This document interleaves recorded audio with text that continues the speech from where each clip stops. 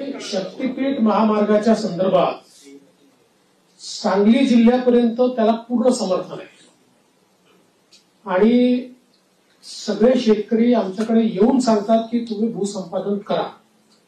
सांगली जिल्ह्यातल्या काही भागात त्याला समर्थन आहे, पण कोल्हापूर जिल्हा जिथे सुरू होतो तिथे मात्र त्याला खूप मोठ्या प्रमाणात विरोध आहे.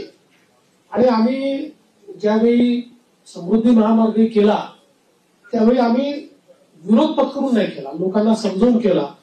त्यामुळे आमचा यात प्रयत्न असा असेल की ज्या भागापर्यंत विरोध नाही तिथपर्यंतची अलाइनमेंट आता फायनल करायची आणि पुढची अलाइनमेंट जी आहे ती आपल्याला सगळ्यांची चर्चा करून काही पर्यायी अलाइनमेंट काढता येते का याचा विचार आपण करू. कारण शेतकऱ्यांना नाराज करून शेतकऱ्यांच्या जमिनी जबरदस्तीने घेऊन विकास करण्याची मानसिकता आपली नाही आहे.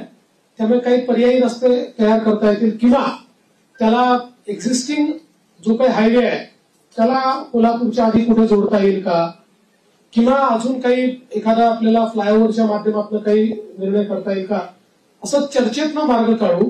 पण मला असं वाटतं की सांगली जिल्ह्यापर्यंत तर शक्तीपीठ महामार्गाला मोठ्या प्रमाणात समर्थन आहे आणि माझा या महामार्गावर एकाच कारणाकरता थोडासा जोर आहे की जसं समृद्धी महामार्गामुळे विदर्भ आणि मराठवाड्यातले विशेषतः संभाजीनगर आणि जालना जिल्ह्याचं चित्र बदललं. म्हणजे आता महाराष्ट्राचं न्यू इंडस्ट्री मॅग्नेट हे पुण्यावरनं हळूहळू पुण्यात शिफ्ट होणारच नाही, पण आता त्याचा विस्तार आपल्याला संभाजीनगर आणि जालन्याला होताना दिसतोय.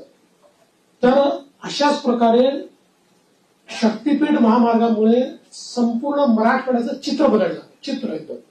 आणि म्हणून त्या महामार्गाचा माझा थोडा आग्रह आहे, पण सगळ्यांशी चर्चा करूनच त्याच्यातला पुढचा निर्णय होईल, तोपर्यंत होणार नाही. अशाच नवनवीन अपडेट्ससाठी डिजिटल कोल्हापूर चॅनेलला सबस्क्राईब करायला विसरू नका. आमच्या फेसबुक, इन्स्टालाही नक्की फॉलो करा.